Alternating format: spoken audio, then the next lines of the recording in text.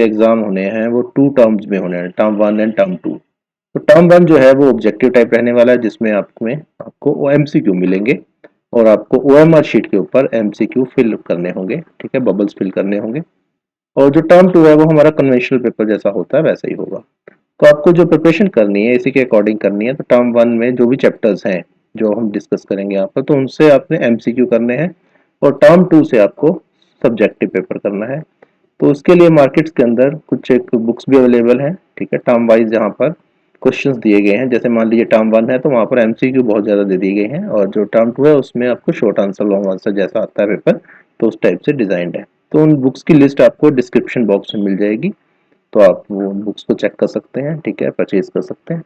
तो अब हम स्टार्ट करते हैं। सबसे पहले टर्म 1 का जो हमारा जो सिलेबस है उसमें जो यूनिट वाइज या चैप्टर वाइज जो मार्क्स हैं वो कितने कितने दिए गए हैं, ठीक है, और कौन कौन से जो चैप्टर्स हैं वो आपके डिलीट कर दिए गए हैं वो भी हम साथ साथ देख लेंगे। तो सबसे पहले हम देखते हैं। तो यहाँ पर देखिए 40 मार्क्स का आएगा टर्म 1, 40 मार्क्स का टर्म 2 आएगा, क्योंकि 80 मार्क्स का थ्योरी का पेपर होता है। और जो टाइम दिया गया है टर्म 1 के लिए वो 90 मिनट्स दिया हुआ है, साफ साफ लिखा हुआ है यहाँ पर। तो 40 मार्क्स 90 मिनट। तो सबसे पहले दिया हुआ है यहाँ पर पार्ट ए। तो पार्ट ए क्या कह रहा है? पार्ट ए है जी इंट्रोडक्टरी, ठीक है, macro economics, introductory macro economics. तो मैक्रो मतलब जब भी वर्ड आता है इकोनॉमिक्स के अंदर तो दो टर्म्स आती है, एक होता है मैक्रो, एक दूसरी होती है माइक्रो। तो मैक्रो मीन्स बड़ा, माइक्रो मीन्स छोटा, ठीक है। तो मीनिंग भी आपको पता है, माइक्रोन लेवल, माइक्रोन लेवल मतलब बहुत ही स्मॉल लेवल पर, और मैक्रो मतलब बड़ा, ठीक है। तो यहाँ पर क्या है? इंट्रोडक्टरी मैक्रो इकोनॉमिक्स, ठीक है। अब मैक्रो इकोनॉमिक्स क्या होती है, माइक्रो इकोनॉमिक्स क्या होती है, आप वो रीड कर सकते हैं। तो यहाँ पर जो मेन जो आपका थीम है ये मैक्रो इकोनॉमिक्स है, ये हमें पता चल गया पहली बात। उसके अंदर अब चैप्टर स्टार्ट कर देते हैं हम। तो पहला है मनी एंड बैंकिंग, ठीक है, मनी एंड बैंकिंग। ये जो चैप्टर है आपका ये आएगा 6 मार्क्स का, साफ साफ लिखा हुआ है 6 मार्क्स का चैप्टर आना है आपका। उसके बाद आता है गवर्नमेंट बजट, ठीक है, government budget and the economy. आपको पता है कि इंडियन गवर्नमेंट हर बार हर एक फाइनेंशियल ईयर में बजट देती है, ठीक है, संसद में बजट पेश होता है, तो वो सब क्या है? गवर्नमेंट बजट है, और उसके बारे में आपको पता होना चाहिए। और दूसरा क्या है? एंड द इकोनॉमी, इकोनॉमी की बात हो रही है तो इंडियन इकोनॉमी की बात हो रही है यहाँ पर, ठीक है। तो गवर्नमेंट बजट और इकोनॉमी, ठीक है। तो पहले तो आपको जनरल पता करना है, फिर उसके बाद इंडिया स्पेसिफिक आ जाएंगे, तो ये भी 6 मार्क्स का है। उसके बाद आता है हमारे पास balance of payments, balance of payments. तो जो भी हमारी बैलेंस शीट बनती है, चाहे वो एक कंपनी की हो, घर की हो, ठीक है, दुकान की हो, इस तरह से पूरे के पूरे कंट्री की भी बैलेंस शीट बनती है ना, ठीक है, कि टोटल जो पैसा है उसमें से कितना हिस्सा कहाँ पर जा रहा है, ठीक है, कितना खर्च हुआ, कितना प्रॉफिट हुआ, प्रॉफिट कहाँ से आता है? टैक्सेस से आता है, ठीक है। खर्चे तो आपको दुनिया भर के पता ही है, कंट्री के होते हैं जो। तो बैलेंस ऑफ पेमेंट, पेमेंट्स को बैलेंस कैसे करेंगे, ठीक है, जितना आया उतना गया, ठीक है। तो नेट क्या है, प्रॉफिट है या लॉस है, तो वो सब बैलेंस करना होता है। ये 6 मार्क्स का है आपका। तो टोटल यहाँ तक अभी सब टोटल आ गया 18 मार्क्स का। तो 3 चैप्टर्स हो गए, 6 मार्क्स के, इक्वली डिवाइडेड है, कोई प्रॉब्लम नहीं है। अब हम बात करते हैं पार्ट बी की। तो पार्ट बी में हमारे पास इंडियन इकोनॉमिक डेवलपमेंट। तो यहाँ पर इंडिया स्पेसिफिक आ गया। पहले आपको एक थ्योरी पढ़ा दी गई, ठीक है, कि ये चीज़ क्या क्या होती है, बजट क्या होता है, ठीक है, मनी क्या होती है, बैंकिंग क्या होती है, ये सब आपको पढ़ा दिया गया। उसके बाद अब आप उनको अप्लाई करोगे। अप्लाई कहाँ करोगे? अपने कंट्री के ऊपर अप्लाई करोगे। तो इंडियन इकोनॉमिक डेवलपमेंट, ठीक है। तो यहाँ पर देख लेते हैं क्या क्या है। सबसे पहला है हमारे पास डेवलपमेंट, ठीक है, डेवलपमेंट एक्सपीरियंस। तो ये 1947 से, ठीक है, 90 तक। 1990 मतलब 1990 है ये, मतलब 1947 में हम आज़ाद हुए थे, ठीक है, और 1990 तक एक टाइम पीरियड ले लिया गया, एक टाइम स्लॉट ले लिया गया। तो इस दौरान जो इकोनॉमिक डेवलपमेंट हुआ, ठीक है, इतने सालों में जो इकोनॉमिक डेवलपमेंट हुआ उसकी हिस्ट्री क्या रही, ठीक है। अभी आप इकोनॉमिक्स पढ़ने जा रहे हैं तो आपको हिस्ट्री ऑफ इकोनॉमिक्स एक तरह से पढ़ाई जा रही है, कि हमारा जो कंट्री में है हिस्ट्री कहाँ से स्टार्ट। तो हिस्ट्री हमारे जो स्टार्टिंग पॉइंट लेते हैं, हम बेस जो लेते हैं वो क्या लेते हैं? 1947, जब हम आज़ाद हुए थे अंग्रेजों से, तो उसको एक बेस लेके चलते हैं।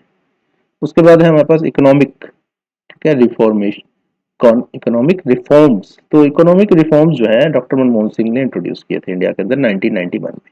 तो ये जो फेज है ये अलग कर दिया गया है। पहला टाइम स्लॉट बना लिया गया 47 से 90, दूसरा स्लॉट जो है 91 से स्टार्ट कर दिया गया, ठीक है।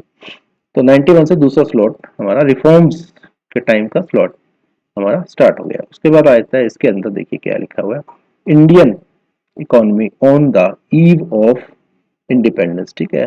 तो ये आगे बुलेट्स लगाए हैं, इसका मतलब जो हमने अंदर स्टडी करना है। पहला, ठीक है, on the eve of independence मतलब आज़ादी की इवनिंग में, ठीक है, हमारी इकोनॉमी का क्या हाल था। उसके बाद आता है इंडियन इकोनॉमी, ठीक है, 1950 से 90 तक, ठीक है। अब 1950 क्यों लिया गया है, ठीक है, 3-4 साल तो हमारा जो है गणतंत्र बनने में लग गए थे, क्योंकि संविधान लागू हुआ था 1950, रेगुलेशन के बाद लागू हुए, तो 3-4 साल छोड़ दी गई है, सीधा 1950 से 90 तक का स्लॉट ले लिया गया। उसके बाद आते हैं हमारे पास लिबरलाइजेशन का फेज आ गया, लिबरलाइजेशन, प्राइवेटाइजेशन, ठीक है। तो वही बात जो मैं कहा था डॉक्टर मनमोहन सिंह ने जो इंट्रोड्यूस किए थे, तो लिबरल मतलब इंडिया को लिबरल कर दिया, क्या कोई भी आओ व्यापार करो, ठीक है। प्राइवेटाइजेशन मतलब सरकारी से प्राइवेट की तरफ प्राइवेटाइजेशन, और तीसरा है ग्लोबलाइजेशन। तो ग्लोबलाइजेशन मतलब वैश्वीकरण कर दिया गया, ठीक है। सारा जो संसार है वो इकट्ठा हो गया व्यापार करने के लिए, मार्केट्स ओपन कर दी गई।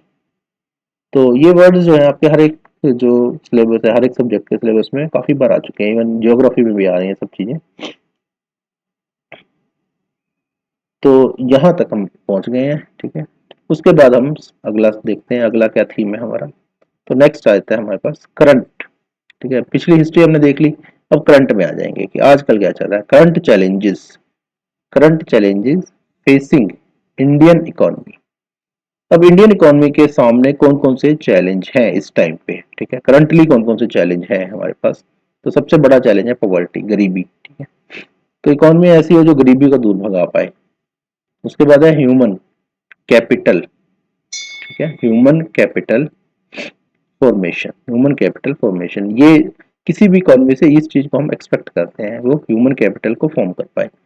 और तीसरा क्या है हमारे पास, रूरल डेवलपमेंट मतलब जो गांवों का विकास, ग्रामीण विकास बोलते हैं हिंदी में, ठीक है, जो गांवों में लोग रह रहे हैं उनका विकास। देखो शहरों तक तो डेवलपमेंट पहुंच जाता है, सड़कें पहुंच गई, सब कुछ पहुंच गया, ठीक है, पानी पहुंच गया, बिजली पहुंच गई, लेकिन जो दूर दराज के इलाके हैं, गांव हैं, वहां तक कुछ नहीं पहुंचता, ठीक है। जो डेवलपमेंट का असली फायदा है वो शहरों तक रह जाता है। तो रूरल डेवलपमेंट मतलब कोई भी कंट्री जो है तभी डेवलप होगा जब उसके गांव डेवलप होंगे, ठीक है। तो वो इकोनॉमी से ही हो सकते हैं, वैसे तो नहीं हो सकते। तो ये सब इसमें यहाँ दिया गया है, तो ये 10 मार्क्स का है सारा। तो अब हमारे पास सब टोटल 22, यहाँ पर 18 ऊपर आया था, तो टोटल 40 मार्क्स का ये टर्म 1 का सिलेबस आपका हो गया, ठीक है। तो टर्म 1 में आपको इतना ही पढ़ना है, एमसीक्यू मतलब इन्हीं चैप्टर से आपको एमसीक्यू करने हैं। उसके बाद प्रोजेक्ट वर्क दे दिया गया आपको 10 मार्क्स का, ठीक है। तो प्रोजेक्ट को भी दो पार्ट्स में डिवाइड कर देते हैं, 20 मार्क्स टोटल होते हैं। तो टर्म 1 में 10 मार्क्स को एक ही प्रोजेक्ट बनाना है, उसको हम मतलब आधा काम पहले कर लो, आधा काम बाद में कर लो, उस टाइप का रहेगा। देन अब हम आए थे टर्म 1 के डिटेल्ड सिलेबस में, ठीक है। तो अभी जो सिलेबस हमने ऊपर चैप्टर वाइज डिस्कस किया, उसमें देख लेते हैं कंटेंट कौन कौन से हैं जो आपको करने हैं, ठीक है। तो पहला है ये मैक्रो इकोनॉमिक्स से रिलेटेड जो यूनिट है। तो यहाँ पर जो है देखिए साफ साफ लिखा है यूनिट 2, ठीक है। इसका मतलब यूनिट 1 आपका सिलेबस में कट कर दिया गया है, नहीं आएगा, ठीक है। तो यहाँ नंबर दे दिए गए यूनिट 2 पर, नंबर नहीं दिए गए थे, ठीक है। तो यूनिट 2 आपका मनी एंड बैंकिंग है, ठीक है। इससे पहले कोई यूनिट हमने डिस्कस भी नहीं किया। तो जो आपका फर्स्ट यूनिट है दैट मीन्स जो पुराने सिलेबस का था वो कट कर दिया गया, यहाँ पर इस बार नहीं आएगा वो। तो यहाँ पर मनी है सबसे पहले, ठीक है, मनी एंड बैंकिंग, दोनों जो टर्म्स हैं, मनी है और दूसरा है बैंकिंग। तो मनी में क्या है, मनी का मीनिंग क्या है सबसे पहले, what is the meaning of money, money है क्या, ठीक है। उसकी डेफिनेशन, उसका कॉन्सेप्ट डिस्कस, इस टाइप का क्वेश्चन बन जाता है यहाँ पर। तो यहाँ तो एमसीक्यू आ रहे हैं आपके पास, तो कोई प्रॉब्लम ही नहीं है, ठीक है। तो मनी का मीनिंग हो गया। उसके बाद क्या है, सप्लाई ऑफ मनी। भाई मनी का मीनिंग तो आपने कर लिया, लेकिन मनी आएगी कहाँ से, ठीक है। तो सोर्सेज क्या है मनी के, ठीक है। तो सबसे पहला है कि करेंसी, ठीक है, currency held by the public, ठीक है। अब लोगों के पास जो पैसा है, उन्होंने जो कमाया हुआ है, चाहे पुश्तैनी पैसा है, चाहे उन्होंने लेबर करके कमाया, ठीक है, नौकरी करके कमाया, बिजनेस करके कमाया, तो वो जितना भी पैसा लोगों के पास है वो भी तो एक सोर्स है ना पैसे का, ठीक है। बैंकों को पैसा कहाँ से मिलता है, लोगों से मिलता है, लोग जमा कराते हैं, सैलरी आती है, प्रॉफिट आता है, तो लोग बैंक में जमा कराते हैं। तो ये करेंसी हेल्ड बाय पब्लिक आ गया। देन दूसरा क्या है, नेट, ठीक है, net demand, net demand deposits, ठीक है, हेल्ड बाय कमर्शियल बैंक्स। जो कमर्शियल बैंक है उनके पास जो पैसा पड़ा हुआ बैंकों के अंदर, ठीक है। तो वो भी सारा एक सोर्स है सारा मनी का। उसके बाद आता है मनी, ठीक है, मनी क्रिएशन। मनी क्रिएशन कैसे करेंगे, मनी को बनाएंगे कैसे, पैसा कमाओगे कैसे, ठीक है। तो पैसा कैसे कमाया जाता है, लेबर करके कमाया जाता है, ठीक है। आप काम करते हो, डेली उठते हो, कुछ काम करते हो, तो आप पैसा कमाते हो ना, ठीक है। वैल्यू ऐड करते हो जहां भी, तो वैल्यू ऐड करने से क्या है, पैसा कमाया जाता है। तो मनी क्रिएशन बाय द, ठीक है, money creation by the commercial banking system. तो यहाँ पर जो है मनी क्रिएशन आप वाला पैसा नहीं है, हमने तो देखना है कि जो कमर्शियल बैंकिंग सिस्टम है वो पैसा कहाँ से कमाता है। देखिए बैंकों का जो सोर्स रहता है, आपसे पैसा लिया उसने, ठीक है, उस पर आपको एक इंटरेस्ट दे दिया, ठीक है, वही पैसा वो क्या करता है, लेंड कर देता है लोन के रूप में वापस दे देता है। किसको देता है? इंडस्ट्रीज को देता है या आपको ही देता है, जैसे होम लोन हो गया, पर्सनल लोन हो गया, ठीक है। तो आपको जो इंटरेस्ट वो देता है आपके सेविंग अकाउंट पे या डिपॉजिट्स पे, वो कम होता है एज कम्पेयर टू जिस इंटरेस्ट रेट पे वो लोन देता है। तो वो जो डिफरेंस है वही उसका इनकम का सोर्स है। तो इस तरह से आप इसको समझ सकते हैं। देन क्या है? Central bank. सेंट्रल बैंक क्या होता है? कोई भी कंट्री हो वर्ल्ड का, ठीक है, उसका एक अपना एक सेंट्रल बैंक होगा, ठीक है, जिससे वो कंट्री चलता है। तो जैसे इंडिया के अंदर क्या, रिजर्व बैंक ऑफ इंडिया है, ठीक है। तो सेंट्रल बैंक जब भी लिखा होता है तो इंडिया के अंदर ये मान के चलो रिजर्व बैंक ऑफ इंडिया, ठीक है। तो हर एक कंट्री का अपना अपना एक सेंट्रल बैंक होता है। तो कुछ कंट्रीज में तो उसको बोलते ही सेंट्रल बैंक ही है, ठीक है। अब यहाँ पे इंडिया में उसका नाम क्या है? Reserve bank of India. यहाँ पे जो सेंट्रल बैंक ऑफ इंडिया है वो कुछ और है, ठीक है, वो एक छोटा सा बैंक है अलग से, तो उसमें कंफ्यूज नहीं होना, ये वो वाला बैंक नहीं है। तो यहाँ पर जो सेंट्रल बैंक का मीनिंग क्या है? रिजर्व बैंक ऑफ इंडिया, ठीक है, जहाँ से पूरी की पूरी करेंसी नोट छपते हैं। And it's functions. अब इसके काम क्या क्या होते हैं सेंट्रल बैंक ऑफ इंडिया? अब कंट्रोल किसको करता है? ये सारे बैंक को कंट्रोल करता है, ठीक है। तो मान लीजिए किसी के लोन मारे जाते हैं तो डांट डांट भी यही मारता है, सब काम करता है ना। तो फैसले भी एक रहता है, झगड़ा होता है, तो ये सब काम इसी के हैं, ठीक है। अब इसके काम क्या है वो आपको पूरी की पूरी लिस्ट मिल जाएगी। Now example of the reserve bank of India, ये साफ साफ लिख दिया गया है, इंडिया का जो सेंट्रल बैंक है वो रिजर्व बैंक ऑफ इंडिया। अब कुछ एक टर्म्स है यहाँ पर। तो जैसे हमारे पास टर्म है बैंक ऑफ इशू, ठीक है, देन गवर्नमेंट बैंक, ठीक है, और तीसरा क्या है? Bankers bank. तो इन सारे टर्म्स का मीनिंग आपको क्लियर होना चाहिए, क्योंकि ये जो जहां भी एमसीक्यू क्वेश्चन आएंगे ना, तो वो टर्म्स आपकी बहुत हेल्पफुल रहेंगी, ठीक है, हेल्पफुल रहेंगी, क्योंकि इन टर्म्स का मीनिंग वहां पर आ सकता है एमसीक्यू में। तो इसको आपको ध्यान से करना है। उसके बाद कंट्रोल ऑफ क्रेडिट, ठीक है। क्रेडिट पर क्या होता है? क्रेडिट जो क्रेडिट एंड डेबिट दोनों टर्म्स है इकोनॉमिक्स में, तो आपको पता ही होगा क्रेडिट क्या है, डेबिट क्या है, ठीक है। तो कंट्रोल क्या है? उसको कंट्रोल करना। उसके बाद आता है यूनिट नंबर 4, ठीक है। अब यहाँ पर देखिए यूनिट नंबर 2 के बाद सीधा स्किप करके यूनिट नंबर 4 पे आ गए, मतलब थर्ड यूनिट आपके सिलेबस में नहीं है इस बार। देन आता है हम government budget, government budget and the economy, ठीक है। अब दो चीजें आ गई, एक तो गवर्नमेंट जो बजट पेश कर रही है और दूसरा इंडियन इकोनॉमी, ठीक है। इनका आपस का रिलेशन, दोनों इंडिपेंडेंट है, डिपेंडेंट है, ठीक है। इकोनॉमी होगी तो बजट होगा, ठीक है। बिना बिना बजट के इकोनॉमी नहीं चल सकती, सीधी सी बात ये है, ठीक है। इकोनॉमी आपने घर भी चलाना है तो आपको बजट बनाना पड़ता है ना, तो ये तो गवर्नमेंट तो पूरा का पूरी सिस्टम चला रही है अपना, ठीक है, तो उसको तो बजट बनाना ही पड़ेगा। तो बजट का फायदा क्या होता है? फायदा ये होता है कि आपको पहले पता चल जाता है आपको आने वाले खर्चे कितने हैं, ठीक है, आपके प्रॉफिट के सोर्सेज कितने हैं और प्रॉफिट कितना है, ठीक है, और आपने पिछले फाइनेंशियल ईयर में क्या क्या किया, ठीक है, वो सब आपको पता चल जाता है एक ही बार में।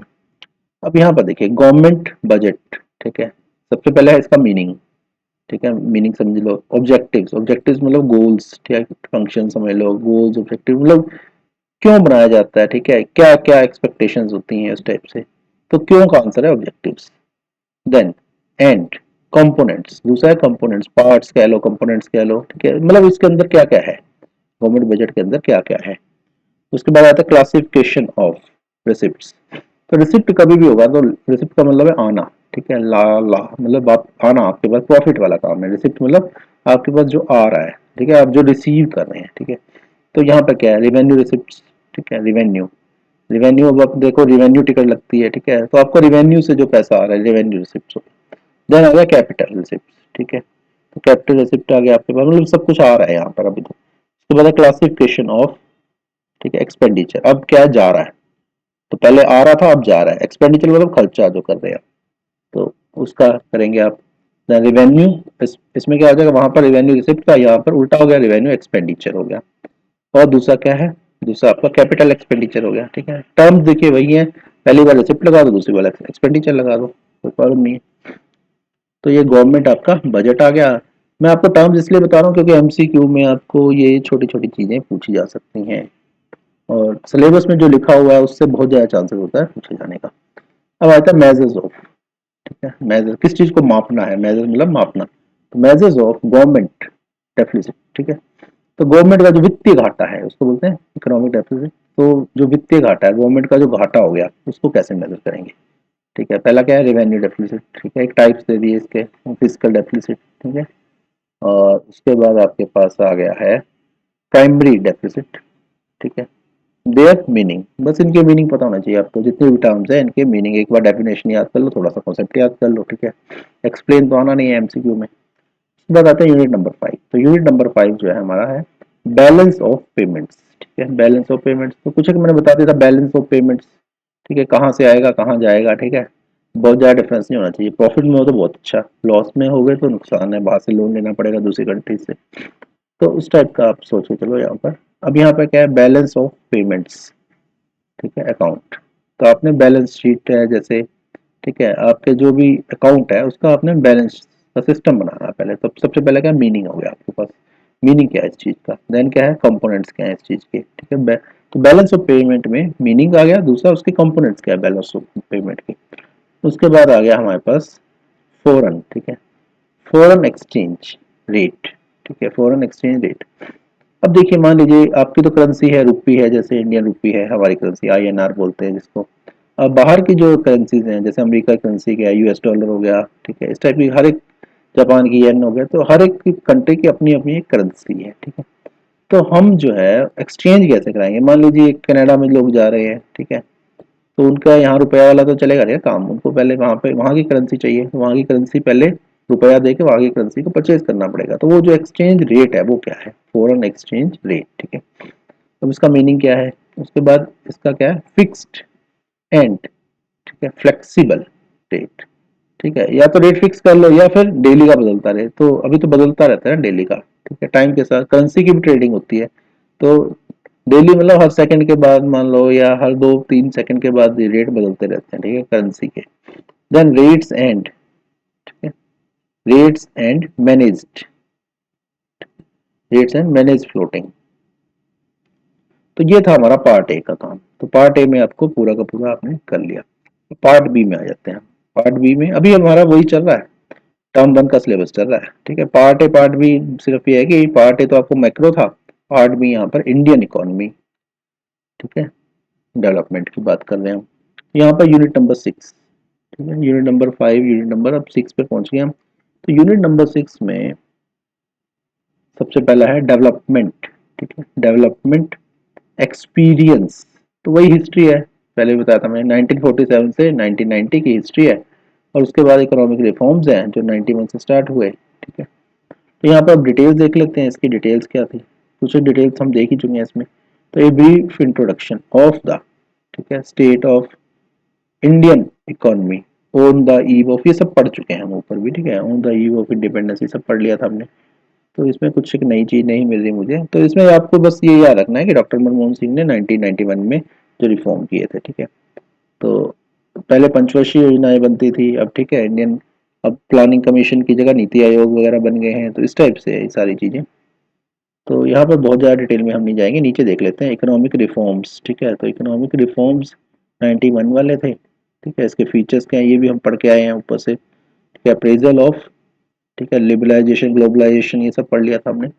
तो ये तो सब चीज़ें ऊपर दे दी गई थी, ठीक है। अब दोबारा से हम इसको डिस्कस नहीं करते हैं। तो अब हम आ जाते हैं नेक्स्ट यूनिट पर। तो नेक्स्ट यूनिट जो है यूनिट नंबर 7 है हमारा। यहाँ पर क्या है, करंट चैलेंजेस, ठीक है। करंट चैलेंजेस क्या है, जैसे पॉवर्टी था तो पॉवर्टी बता दिया, करंट चैलेंज है, ठीक है। अब हमारे इंडिया में गरीबी ही गरीबी है, ठीक है, गरीबी की कोई कमी नहीं है। अब पॉवर्टी के अंदर क्या पढ़ना है ये देखो, पहला है एब्सोल्यूट और दूसरा है रिलेटिव, ठीक है। ये दो तरह की प्रॉपर्टी के टाइप्स हो गए, एब्सोल्यूट प्रॉपर्टी और रिलेटिव। रिलेटिव का मीनिंग होता है कि हम किसी चीज़ से कंपेयर कर रहे हैं, कि किसी को बेस मान लिया और उसके रेफरेंस से हम उसको कंपेयर करते हैं। एब्सोल्यूट मतलब अपने आप में ही इंडिपेंडेंट है वो, ठीक है, उस तरह से। उसके बाद आता है हमारे पास प्रोग्राम्स फॉर पॉवर्टी। अब पॉवर्टी को दूर भगाना है ना, तो उसके लिए कौन कौन से प्रोग्राम, पॉवर्टी एलिवेशन। तो यहाँ पर आपके पास एक क्रिटिकल असेसमेंट, ठीक है, क्रिटिकल, क्रिटिकली असेस इस टाइप का क्वेश्चन आता है ना, क्रिटिकली असेस, लेकिन यहाँ तो MCQ आने हैं इस बार तो। देन आता है human capital, human capital formation, ठीक है, ह्यूमन कैपिटल फॉर्मेशन। अब हाउ, ठीक है, हाउ पीपल बिकम रिसोर्स। अब ये देखिए बहुत इंपॉर्टेंट चीज है, हाउ पीपल बिकम रिसोर्स। तो इंसान जो भी हमारी, अब वैसे तो हम जनसंख्या को घटाना घटाना करते हैं, लेकिन इस हिसाब से देखा जाए तो हमारी जो बढ़ी हुई जनसंख्या है वो एक तरह से हमारा रिसोर्स है, ठीक है। जितनी ज़्यादा जनसंख्या हुई उतना ज़्यादा पैसा कमाना चाहिए, लेकिन काम धंधा नहीं मिलता ना, बेरोजगारी ज़्यादा है, ठीक है। अगर सबको काम धंधा मिल जाए तो ह्यूमन को भी हम रिसोर्स की तरह से यूज़ कर सकते हैं। ह्यूमन काम करेगा तो पैसा आएगा, ठीक है। तो जितने ज़्यादा ह्यूमन होंगे उस कंट्री में उतना ज़्यादा पैसा आएगा, होना तो ये चाहिए। लेकिन काम अगर नहीं मिलेगा तो वो लायबिलिटी बन जाएंगे, ठीक है। कमाने वाला घर में एक है, खाने वाले 10 हैं, तो उस टाइप से क्या होता है वो लायबिलिटी बन जाते हैं। तो यहाँ पर क्या है, ह्यूमन कैपिटल रिसोर्स इस तरह से, ठीक है, काम दे दो सबको तो ह्यूमन जो है कैपिटल बन जाएगा। उसके बाद है रोल ऑफ, ठीक है, role of human capital in economic development, ठीक है। अब जो ह्यूमन कैपिटल है उसका क्या रोल है इकोनॉमिक डेवलपमेंट, ठीक है। तो अब इसका देखिए, अब आप देखते हैं कि कोई मकान बन रहा है तो उसके लिए लेबर चाहिए, ठीक है, लेबर 7 दिन काम करती है तो आपको चाहिए 10 मजदूर, मान लो आपको 5 मजदूर मिलते हैं, 10 मजदूर नहीं अवेलेबल हो पाते, ठीक है, तो उस केस में क्या होगा, तो आपका जो मकान है वो डिले हो जाएगा, ठीक है। तो यहाँ पर क्या है, ह्यूमन कैपिटल की वैल्यू पता चलती है ना, लेबर की वैल्यू पता चल रही है। लेकिन इंडिया के अंदर क्या है, इंडिया के अंदर अगर आप देखो तो चौराहों के अंदर ऊपर डेली सुबह सुबह इतनी लेबर अवेलेबल होती है, आधे से कम को काम मिल पाता है, बाकी सब खाली हुए घर चले जाते हैं, ठीक है। किसी को किसी दिन काम मिल रहा है, किसी को किसी दिन काम मिल रहा है, तो इस टाइप की जो सिचुएशन है वो ठीक नहीं होती। तो यहाँ पर जो इंडिया की पॉपुलेशन है वो उसके लिए नेगेटिव हुई थी। अदरवाइज जो ह्यूमन कैपिटल है, जितनी ज़्यादा पॉपुलेशन, ठीक है, लेकिन वो जो पॉपुलेशन है वो काम की होनी चाहिए, स्किल्ड लेबर होनी चाहिए, उसको काम आना भी चाहिए और काम अवेलेबल भी होना चाहिए। उसके बाद आता है हमारे पास रूरल डेवलपमेंट। तो रूरल डेवलपमेंट क्या है, जो ग्रामीण विकास है, ठीक है, गांवों का विकास करो, शहरों का तो विकास हो ही जाता है लेकिन गांवों का विकास बहुत जरूरी है। तो इसमें की इश्यूज मतलब मेन मेन इश्यूज जो हैं इसमें क्या क्या है, तो सबसे पहला इशू है क्या है, क्रेडिट एंड, ठीक है, credit and marketing, credit and marketing. अब इसके अंदर क्या पढ़ना है हमने, रोल ऑफ, ठीक है, role of cooperatives, role of cooperatives.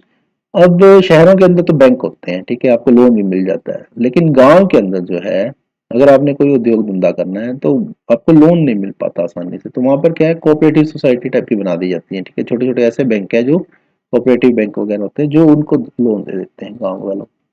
उसके बाद है एग्रीकल्चर, ठीक है, एग्रीकल्चर डाइवर्सिफिकेशन। तो डाइवर्सिफाई क्या होता है, पहले तो वर्ड का मीनिंग पता होना चाहिए, व्हाट इज डाइवर्सिफाई, ठीक है। डाइवर्सिफाई मतलब क्या है कि उसको हम फैला देते हैं, ठीक है। जैसे मान लीजिए आपके पास 1 लाख रुपए है, ठीक है, 1 लाख रुपए आपने सारे के सारे एक उसमें नहीं लगा दिए, ठीक है, आपने कुछ एफडी खुलवा दी, कुछ सोना खरीद लिया, ठीक है, और कुछ के आपने प्रॉपर्टी में लगा दिया, जैसे मान लीजिए 1 लाख की जगह आप 1 करोड़ मान लीजिए, ठीक है, तो आपने अपना पोर्टफोलियो डाइवर्सिफाई कर दिया, ठीक है। तो डाइवर्सिफिकेशन का मतलब ये है कि फैला देना इधर उधर, ठीक है, एक जगह नहीं करना। तो यहाँ पर एग्रीकल्चर डाइवर्सिफिकेशन, हम यहाँ पर इसी चीज को एग्रीकल्चर में ले आएंगे, जो खेती बाड़ी है, ठीक है, तो खेती बाड़ी को डाइवर्सिफाई कर दो। तो इसमें हमारे पास जो था ये टर्म 1 का हो गया। अब हम टर्म 2 पे शिफ्ट हो जाते हैं। तो टर्म 2 में आते ही आपके दिमाग में एक चीज आनी चाहिए, यहाँ तो लिखना पड़ेगा, ठीक है, short answer long answer type questions, ठीक है। ऊपर जो था एमसीक्यू था, काम आसान था, 4 में से 1 करो, काम खत्म आपका, ठीक है। अब यहाँ पर देखिए टर्म 2 में सबसे पहला है हमारे पास सब्जेक्टिव, साफ साफ लिखा हुआ है सब्जेक्टिव क्वेश्चन पेपर आएगा आपका। टाइम जो होगा यहाँ 2 घंटे का होगा, ये भी लिखा हुआ है, और जो मार्क्स है आपके 40 मार्क्स हैं, ठीक है। सबसे पहले हम डिस्ट्रीब्यूशन देख लेते हैं मार्क्स का कैसे कैसे है। तो सबसे पहले पार्ट ए पे आए थे हम। तो यहाँ पर क्या है, इंट्रोडक्टरी मैक्रो इकोनॉमिक्स, ठीक है, इंट्रोडक्टरी मैक्रो इकोनॉमिक्स वैसी चीज है, कोई प्रॉब्लम नहीं है। अब यहाँ पर जो आना है नेशनल इनकम एंड, ठीक है, पहला क्या है नेशनल इनकम एंड रिलेटेड, ठीक है, एंड रिलेटेड एग्रीगेट्स। तो नेशनल इनकम से रिलेटेड जितनी भी चीजें हैं, ठीक है, एग्रीगेट्स, एग्रीगेट क्या होता है, एग्रीगेट होता है इकट्ठा, ठीक है। तो यहाँ पर नेशनल इनकम से रिलेटेड जो भी चीजें हैं वो सारी की सारी आपने यहाँ पर पढ़नी है इस चैप्टर में। इस चैप्टर का हेडिंग है ये बेसिकली। तो इसके लिए 10 मार्क्स दे दिए गए हैं आपको, ठीक है, अच्छा खासा 10 मार्क्स कम नहीं होते हैं। उसके बाद आते हैं डिटर्मिनेशन, किस चीज को डिटरमिन करना आपने, डिटर्मिनेशन ऑफ इनकम एंड, ठीक है, एक तो इनकम को डिटरमाइन कर लिया, दूसरा क्या एम्प्लॉयमेंट को डिटरमाइन कर लिया, ठीक है, इनकम एंड एम्प्लॉयमेंट। ऊपर मैंने बहुत अच्छा लेक्चर आपको काफी सारा दे दिया था कि एम्प्लॉयमेंट बेरोजगारी के ऊपर। तो यहाँ पर क्या है कि रोजगार दो पहले तो, ठीक है, इनकम अपने आप बढ़ जाएगी, ठीक है, हर आदमी काम करेगा, इनकम बढ़ेगी, ठीक है, नेशनल इकोनॉमी अपने आप से बढ़ जाएगी। काम की ही कमी है ना इंडिया के अंदर, काम करने वाले तो बहुत है। तो यहाँ पर क्या है, determination of economic, sorry, income and employment, ठीक है। तो आपने दोनों का फाइंड आउट करना है, एम्प्लॉयमेंट है या नहीं है, इनकम है या नहीं है, इस टाइप से। तो यहाँ पर 12 नंबर दे दिए, 12 मार्क्स इसको दे दिए गए हमें। और यहाँ पर 22 हो गए अब आपके, टोटल मार्क्स हो गए 22। अब पार्ट बी में आ जाओ यहाँ पर। अब पार्ट बी में यहाँ पर क्या है, इंडियन इकोनॉमिक, ठीक है, डेवलपमेंट। तो ऊपर भी था इंडियन इकोनॉमिक डेवलपमेंट। अब यहाँ पर देख लेते हैं कौन सा यूनिट है। तो current challenges facing Indian economy, ठीक है। तो ऊपर कुछ एक चैलेंज दिए थे, जैसे गरीबी ली थी हमने, तो यहाँ पर देख लेते हैं कौन कौन से चैलेंज है। तो यहाँ पर क्या है, सबसे पहला जो चैलेंज है वो है एम्प्लॉयमेंट, ठीक है, एम्प्लॉयमेंट। तो अनएम्प्लॉयमेंट होती है बेरोजगारी, ठीक है, यहाँ पर एम्प्लॉयमेंट मतलब रोजगार है। देन दूसरा क्या है, इंफ्रास्ट्रक्चर, ठीक है, इंफ्रास्ट्रक्चर। अब इंफ्रास्ट्रक्चर में क्या होता है, गवर्नमेंट क्या करेगी इंफ्रास्ट्रक्चर में, ठीक है।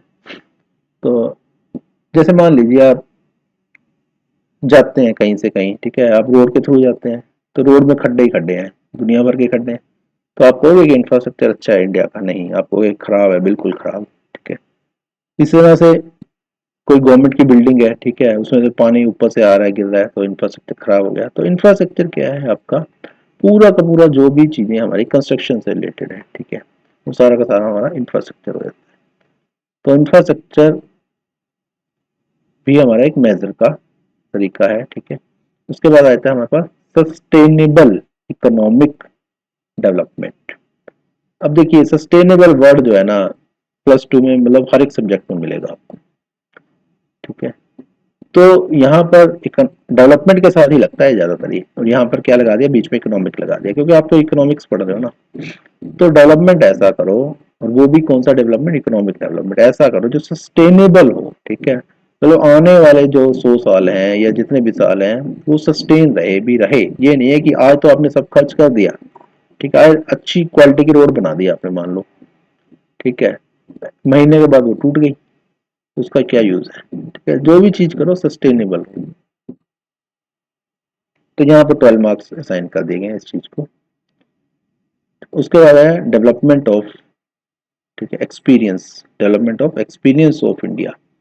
तो यहाँ पर क्या है, एक comparison with neighbours, comparison with neighbours. Neighbours कौन कौन से हैं हमारे, पाकिस्तान हो गया, भूटान हो गया, नेपाल हो गया, ठीक है, और क्या है, बांग्लादेश है, श्रीलंका, ये सब हमारे नेबर्स ही तो है।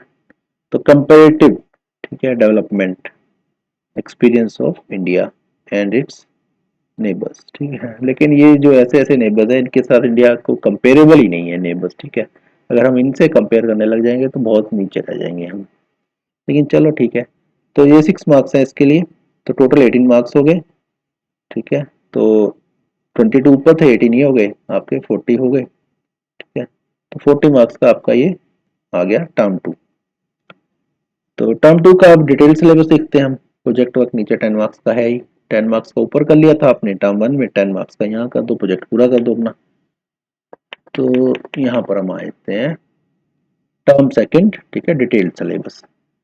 तो यूनिट 1 सबसे पहला क्या है था, national income and related aggregates, ठीक है। टॉपिक तो वहां मिल गया था, अब इसके अंदर पूरा का पूरा देखना है कि क्या क्या पढ़ना है और पढ़ना कैसे है। इस बार तो कहानी लिखनी पड़ेगी आपको, ठीक है। तो पढ़ाई भी आपको शॉर्ट आंसर लॉन्ग आंसर वाली करनी पड़ेगी, ठीक है, एमसीक्यू नहीं है यहाँ, फैक्ट्स का जितना कुछ वो नहीं है, लिखने का है सारा। सबसे पहला है क्वेश्चन ही देखो, व्हाट इज, मान लो ये लॉटरी होती है, अगर आपको ये मिल जाए क्वेश्चन, मान लो व्हाट इज मैक्रो इकोनॉमिक्स, ठीक है। सोचो कि यही क्वेश्चन आ गया, व्हाट इज मैक्रो इकोनॉमिक्स, ठीक है, शॉर्ट आंसर में। उसके बाद क्या है, बेसिक, आ भी सकता है, बेसिक कॉन्सेप्ट्स इन, ठीक है, मैक्रो इकोनॉमिक्स। बेसिक कॉन्सेप्ट्स क्या है मैक्रो इकोनॉमिक्स, देखिए जहां भी ये लिखा होता है ना, इसके बाद 2 डॉट लगा दिए जाते हैं, वहां उसके बाद ये खुद ही बताता है आपको, ठीक है। पहले तो ये हेडिंग डाल दिया, उसके बाद खुद ही बताएगा आपको क्या क्या पढ़ना है इसमें। तो यहाँ पर आपको क्या पढ़ना है, ठीक है, कंजप्शन, ठीक है, कंजप्शन गुड्स, कंजप्शन गुड्स ऐसी वस्तुएं जिसको कंज्यूम किया जा सके, कंज्यूमेबल्स, ठीक है, कंज्यूमेबल्स जो होती हैं, कंजप्शन गुड्स जो आप कंज्यूम कर लेते हो। उसके बाद क्या है, कैपिटल गुड्स, ठीक है। तो कैपिटल गुड्स को आप कंज्यूम नहीं कर पाओगे, कंजप्शन गुड्स को तो आप कंज्यूम कर जाओगे, ठीक है। उसके बाद क्या है, फाइनल गुड्स। तो ये सारे गुड्स के टाइप हैं, ठीक है, जितनी दुनिया भर की गुड्स हैं उनको आपने क्लासीफाई कर लिया और यहाँ पर सबके नाम लिख दिए। देन इंटरमीडिएट गुड्स, ठीक है, जो पूरी नहीं हुई, अधूरी हुई, ना इधर की ना उधर की, बीच में, ठीक है। उसके बाद क्या है, स्टॉक्स, ठीक है, स्टॉक्स क्या है, फ्लोज क्या है, ठीक है। उसके बाद आ गया हमारे पास ग्रोस, ग्रॉस इन्वेस्टमेंट, ठीक है, ये साइड साइड टर्म्स हैं, ग्रॉस इन्वेस्टमेंट, और उसके बाद आ गया हमारे पास डेप्रिशिएशन। डेप्रिशिएशन जैसे मान लीजिए आपने गाड़ी खरीदी, ठीक है, तो हर साल उसकी वैल्यू डाउन होती जाती है, दैट मीन्स क्या है, वो डेप्रिशिएट हो रही है, ठीक है। उसके बाद आ गया हमारे पास सर्कुलर फ्लो ऑफ, ठीक है, इनकम। इनकम गोल गोल घूम रही है, सिंपली ये मान के चलो, इनकम गोल गोल घूम रही है, सर्कुलर फ्लो ऑफ इनकम। अब ये होता कैसे है, ठीक है, तो टू सेक्टर मॉडल, ठीक है, आपको एक टू सेक्टर मॉडल की हेल्प से इस चीज को समझाया जाएगा। देन मेथड्स ऑफ, कैलकुलेटिंग, ठीक है, कौन कौन से मेथड्स अडॉप्ट करोगे आप, क्या चीज कैलकुलेट करने में, ठीक है, कैलकुलेटिंग नेशनल इनकम, ठीक है, तो नेशनल इनकम को कैलकुलेट करने के लिए कौन कौन से मेथड हैं, ठीक है। तो अब यहाँ पर देखिए वैल्यू एडेड और, ठीक है, एक तो वैल्यू एडेड हो गया, दूसरा और प्रोडक्ट, ठीक है, प्रोडक्ट मेथड, दोनों मेथड के नाम भी इसने बता दिए, ये आपको करने हैं। देन आता है हमारे पास एक्सपेंडिचर मेथड, ठीक है, देन आता है हमारे पास इनकम मेथड, ठीक है। तो एक्सपेंडिचर मेथड मतलब खर्चे वाला मेथड, इनकम मतलब आपका जो प्रॉफिट आ रहा है, जो इनपुट आ रहा है, जो आपके पास आ रहा है, ठीक है, इनकम मेथड, इनकम, ठीक है, आपके पास जो आ रहा है। उसके बाद आते हैं हमारे पास एग्रीगेट्स। एग्रीगेट्स पे शिफ्ट हो जाओ, ठीक है, रिलेटेड टू, किस चीज से रिलेटेड एग्रीगेट्स, ये नेशनल इनकम से रिलेटेड। नेशनल इनकम से रिलेटेड कौन कौन से एग्रीगेट आपको पढ़ने हैं, तो यहाँ पर पहला है जीएनपी, ग्रोस नेशनल प्रोडक्ट बोलते हैं हम इसको, जीएनपी, ठीक है। एक जीएनपी एक जीडीपी है, ठीक है, तो यहाँ पर जीएनपी पहले आपने पढ़ लिया, ठीक है, इसकी डेफिनेशन कर लो, इस पर शॉर्ट नोट आया था इन पर आराम से, ठीक है। देन आता है नेट, ठीक है, पहले में ग्रोथ था वर्ड, अब यहाँ पर नेट आ गया वर्ड, ठीक है, नेट नेशनल प्रोडक्ट, ठीक है। नेट नेशनल प्रोडक्ट निकलेगा कैसे, ग्रोथ की हेल्प से आप निकाल सकते हो, एनएनपी बोलते हैं इसको। उसके बाद क्या है, ग्रोस डोमेस्टिक प्रोडक्ट। देखिए वर्ड्स का खेल है, तो वहां पर नेशनल वर्ड लगाया हुआ था, यहाँ पर डोमेस्टिक वर्ड लगा दिया गया, तो इसको बोलते हैं जीडीपी, ठीक है, ग्रोथ तो वहां पे लगा ही हुआ है। उसके बाद यहाँ पर नेट लगा दो, नेट डोमेस्टिक प्रोडक्ट, ठीक है। तो वही परमुटेशन कॉम्बिनेशन है वर्ड्स के साथ, ठीक है, लेकिन इनका मीनिंग बदल जाता है, ठीक है, अगर आप इस तरीके से समझ के करोगे तो आपको याद भी रहेगा। फिर क्या, eight market, eight market price, जो भी है मार्केट प्राइस होना चाहिए। उसके बाद है एट, ठीक है, फैक्टर कॉस्ट, ठीक है, पहला पहला तो हमने ये सब किया मार्केट प्राइस पे, दूसरा क्या किया, फैक्टर कॉस्ट के ऊपर कर लिया। उसके बाद क्या है, रियल एंड नॉमिनल जीडीपी, इनमें डिफरेंस कर लो, रियल जीडीपी क्या होती है, नॉमिनल जीडीपी क्या होती है। देन जीडीपी एंड वेलफेयर, ठीक है, जीडीपी एंड वेलफेयर। अब जिस कंट्री की जीडीपी ज्यादा होगी वही तो वेलफेयर कर पाएगा, अपने लोगों का भला कर पाएगा। अब मान लो कंट्री तो कर्जाई है, ठीक है, वर्ल्ड बैंक का पैसा देना है, ठीक है, या किसी और कंट्री का पैसा देना है, तो वो क्या वेलफेयर करेगा अपने सिटीजन्स का, तो इस टाइप से आप समझ सकते हैं इसको। यूनिट नंबर 3 में determination of income and employment. तो यहाँ पर देखिए रोजगार वाला आ गया, ठीक है, तो रोजगार को कैसे फाइंड आउट करना है और इनकम को कैसे फाइंड आउट करना है, इनके तरीके देखो। तो सबसे पहले आता है हमारे पास aggregate demand and its components, ठीक है। एग्रीगेट हमेशा ये मान के चलो कि टोटल टाइप का रहेगा, एग्रीगेट सब मिला के, ठीक है, तो टोटल डिमांड है कितनी, ठीक है, और उसके कंपोनेंट कौन कौन से हैं। तो दो वर्ड्स आते हैं, एक डिमांड आता है, एक सप्लाई आता है, ठीक है। तो डिमांड तो पता ही है आपको, ठीक है। अब मान लो प्याज कई बार क्या होता है, प्याज की फसल खराब होती है, जो भी होते हैं स्टोर कर लेते हैं, ठीक है, प्याज की डिमांड एकदम बढ़ जाती है, तो प्याज की कीमतें आसमान छूने लग जाती है, बाहर से ईरान से प्याज मंगाना पड़ जाता है, दूसरी कंट्री से मंगाते हैं ना, तो डिमांड वो चीज़ है।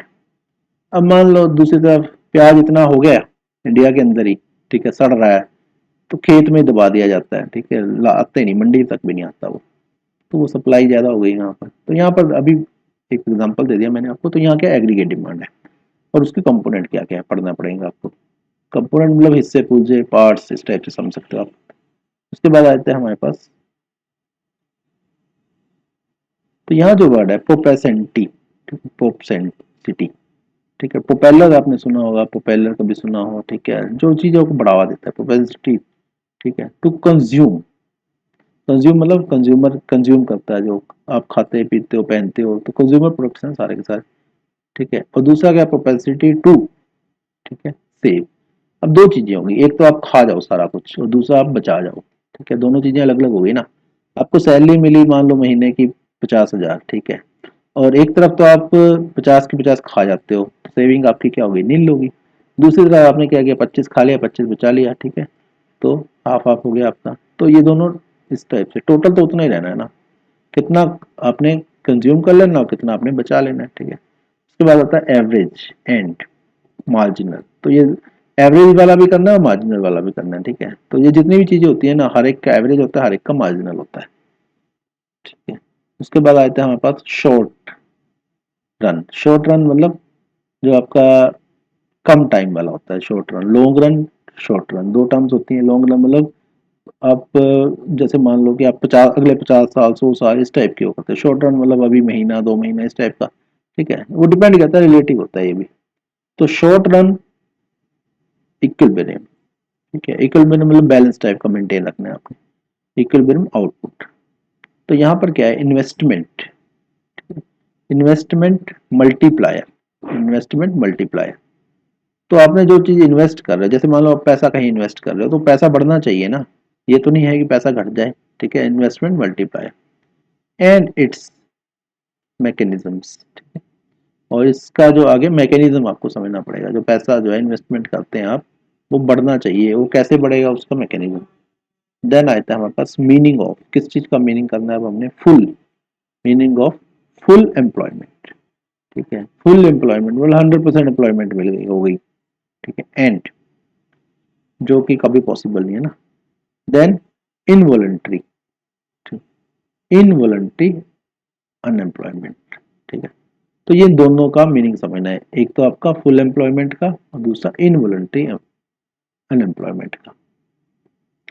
उसके बाद आता है आपके पास प्रॉब्लम्स ऑफ, ठीक है, problems of excess demand, demand excess हो गई, ठीक है, जैसे मैंने प्याज का एग्जांपल दिया था, problem of excess demand and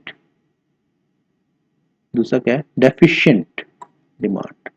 दोनों दोनों वर्ड्स के हिसाब से चलें तो अपोजिट है, just opposite to each other. Excess demand मतलब बहुत ज्यादा डिमांड होगी, नॉर्मल डिमांड से ज्यादा डिमांड है। डेफिशिएंट डिमांड की नॉर्मल डिमांड से कम डिमांड है, ठीक है, दोनों ही गलत है। डिमांड जो है वो नॉर्मल टाइप की रहनी चाहिए, जितनी कल थी उतनी ही आज रहनी चाहिए, ठीक है, या ग्रेजुअल इंक्रीज होना चाहिए या ग्रेजुअल डिक्रीज होना चाहिए, अब नॉर्मल कुछ नहीं होना चाहिए। उसके बाद अब मेजर्स टू, ठीक है, मेजर्स टू करेक्ट, ठीक है, देन अब मैंने प्याज का एग्जांपल दिया था, तो बाय एयर प्याज मंगवाने पड़ते हैं ना बाहर से एकदम, ठीक है, तो वो क्या कर रहे हैं, हम करेक्शन लगा रहे हैं प्याज का दाम कम करने के लिए, क्योंकि प्याज क्या होता है, जनरली जो स्टोरी होते हैं वही स्टोर कर लेते हैं, जैसे ही उनको पता चलेगा ना बाहर से प्याज आ रहा है, ठीक है, तो वो अपने आप अपने जो स्टोर्स होते हैं उनमें से प्याज निकाल देते हैं, तो इस टाइप का समझ सकते हैं आप। देन आता है हमारे पास चेंजेस इन, किस चीज के अंदर चेंजेस है, चेंजेस इन गवर्नमेंट, ठीक है, चेंजेस इन गवर्नमेंट स्पेंडिंग। अब गवर्नमेंट जो स्पेंड कर रही है उसके अंदर जो चेंजेस हैं, ठीक, उस चीज को पढ़ना है आपने, गवर्नमेंट स्पेंडिंग। अब मान लीजिए गवर्नमेंट जो है 50 साल पहले किस चीज पे खर्च कर रही थी, ठीक है, बुनियादी सुविधाओं पे, तो बुनियादी सुविधाएं एक बार बन गई ना सारी की सारी, अब वो वहां से शिफ्ट हो गई। जैसे मान लीजिए बिजली के तार थे, लगा दिए सारे के सारे, ठीक है, पहले तो इंडिया के अंदर इलेक्ट्रिफिकेशन थी ही नहीं, ठीक है, तो उस वो सब चीजें जरूरी थी। तो आजकल तो टेलीफोन के तार जरूरी है ना, बिजली के तार तो लग गए, ठीक है, ज्यादा ज्यादा उनको रिप्लेस ही करना पड़ेगा, टाइम बाउंड चीजें रहती हैं तो। या पानी के पाइप है, पानी की सप्लाई दे दी, सब घरों तक पहुंच गई, ये तो नहीं है कि डेली डेली फिर दोबारा पानी की सप्लाई के पाइप लगेंगे, ठीक है। तो ये चेंजिंग होती रहती है। उसके बाद क्या, टैक्सेस है, ठीक है, टैक्स क्या, कौन कौन से टैक्स लगते हैं, टैक्स भी चेंज करती रहती है government. Tax and money supply, tax and money supply through bank rate, ठीक है। तो टैक्स से पैसा आ रहा है गवर्नमेंट के पास या फिर बैंकों से आ रहा है, बैंक रेट से आ रहा है। उसके बाद यहाँ पे कुछ टर्म्स है, देखिए CRR क्या होती है, SLR क्या होती है, ठीक है, आर का मतलब लास्ट में सब में रेशो ही है।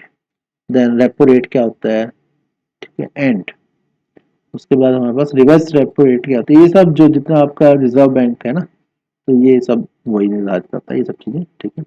Then open market, open market, ठीक है, ओपन मार्केट ऑपरेशंस, ये भी सारा वहीं का काम है, ठीक है। देन मार्जिन, ठीक है, मार्जिन रिक्वायरमेंट, मार्जिन कितना चाहिए उसको बोलते हैं मार्जिन रिक्वायरमेंट। तो अब हम आ जाते हैं पार्ट बी के ऊपर। पार्ट बी इंडिया स्पेसिफिक है, ठीक है। ऊपर जो हमने थ्योरी पढ़ ली ना मैक्रो में, तो उसमें इम्प्लीमेंटेशन क्या करेंगे, इंडिया के ऊपर कर देंगे।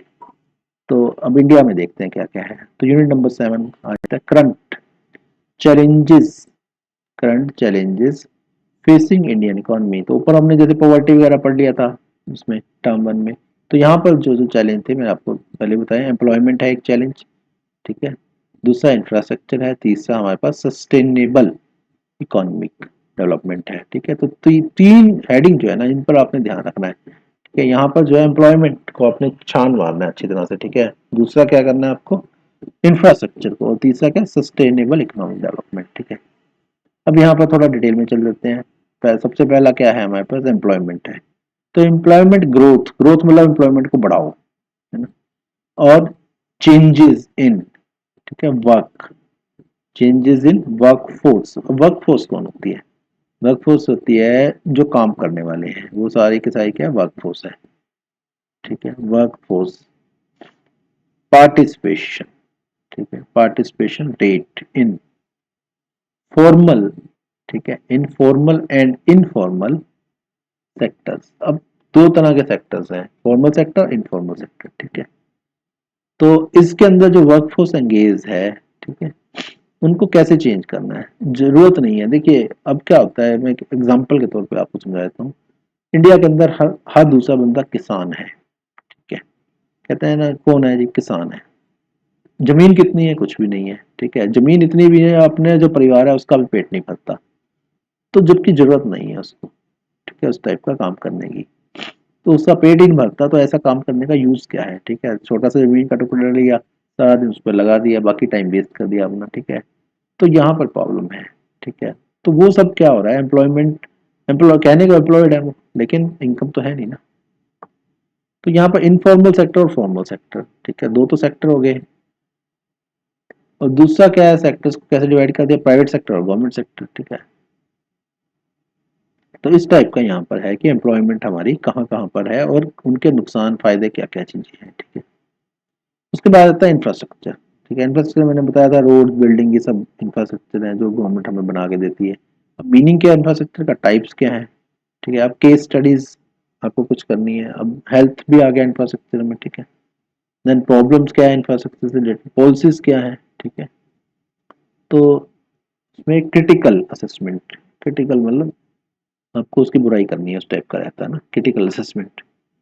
तो उसके बाद sustainable economic development, economic development ऐसा हो जो सस्टेनेबल हो, ठीक है, रहे। मीनिंग क्या है उसका। उसके बाद क्या है, इफेक्ट्स क्या है, इफेक्ट्स ऑफ इकोनॉमिक डेवलपमेंट किसके ऊपर, ऑन, ऑन रिसोर्सेज। तो इकोनॉमिक डेवलपमेंट का रिसोर्सेज के ऊपर क्या इफेक्ट होगा, एंड एनवायरमेंट। तो दो चीज हो गई, एक तो रिसोर्स हो गया, दूसरा एनवायरमेंट हो गया, ठीक है। और तीसरा क्या है, including global, including global warming. अब ग्लोबल वार्मिंग जो है एक एग्जांपल हो गया, ठीक है। अब मान लीजिए आप बहुत ज्यादा इंडस्ट्री पोल्यूशन फैला रहे हैं, तो उससे क्या हो गया, हमारी ग्लोबल वार्मिंग बढ़ जाएगी, व्हीकल जितने बढ़ेंगे उतनी ग्लोबल वार्मिंग भी बढ़ेगी हमारी। देन यूनिट नंबर 8 पर आते हैं हम। यूनिट नंबर 8 है हमारे पास development experience of India, development experience of India. तो इंडिया का जो डेवलपमेंट एक्सपीरियंस है वो क्या है, तो उसमें हमने क्या क्या पढ़ना है, एक कंपैरिजन विद, किसके साथ, कंपैरिजन विद नेबर्स, नेबर्स के साथ कंपैरिजन। जैसे मैं पहले बताया था नेबर कौन कौन से हैं, पाकिस्तान, श्रीलंका, इस टाइप के, ठीक है। तो यहाँ पर देखिए इंडिया एंड पाकिस्तान आ गया, ठीक है। तो पाकिस्तान के साथ हमारा इकोनॉमिक डेवलपमेंट का कंपैरिजन, ठीक है। मैंने तो बोला था कंपेरेबल नहीं होने चाहिए, लेकिन चलो ठीक है, आपके चैप्टर में दिया हुआ है तो आपको करना पड़ेगा। इंडिया एंड पाकिस्तान, देन क्या है, इंडिया एंड चाइना। हाँ, चाइना के साथ आप कंपेयर कर सकते हो, क्योंकि चाइना तो कहाँ से कहाँ पहुंच जाता है ना। देन इश्यूज, ठीक है, इश्यूज, इकोनॉमिक ग्रोथ, ठीक है, इकोनॉमिक ग्रोथ। देन पॉपुलेशन, ये सब इश्यूज इनसे रिलेटेड है, इकोनॉमिक ग्रोथ से रिलेटेड, पॉपुलेशन से रिलेटेड, ठीक है। Then sectional development, sectional development and other human development, indicators. तो ह्यूमन डेवलपमेंट के इंडिकेटर क्या क्या हो सकते हैं, तो ये सब करना है। उसके बाद पार्ट सी तो आपको प्रोजेक्ट आ गया, इसमें तो हमने करना नहीं है। तो ये आपका जो सिलेबस है यही कंप्लीट हो जाता है। तो इसकी तैयारी के लिए मैंने आपको एक हिंट दे दिया कि आप डिस्क्रिप्शन बॉक्स में बुक्स देख सकते हो, ठीक है। उन बुक्स की हेल्प से आप एमसीक्यू और जो आपका डिस्क्रिप्टिव है दोनों तरह के पेपर आप तैयार कर सकते हो। तो इस तरह के जो वीडियोस हैं हमने हर एक सब्जेक्ट के ऊपर बनाए हुए हैं, और आने वाले टाइम में हो सकता है आपको इंग्लिश लैंग्वेज में भी इस टाइप के वीडियोस मिल जाएं, ठीक है। अभी तो हम हिंदी में बना रहे हैं पहले, क्योंकि ज़्यादातर जो स्टूडेंट्स हैं हिंदी समझ लेते हैं, ठीक है। और इंग्लिश में तो लिखा ही हुआ है सब कुछ, ठीक है। लेकिन साउथ के कुछ स्टेट्स हैं जहाँ पर इंग्लिश समझ हिंदी समझ में नहीं आती, तो उनके लिए भी इंग्लिश में वीडियो बना देंगे। बाकी आपका जो लिखने का मीडियम है, ठीक है, वो तो इंग्लिश ही रहता है मोस्टली, ठीक है। तो इस वीडियो में इतना ही, मिलते हैं नेक्स्ट वीडियो में। जय हिंद, जय भारत।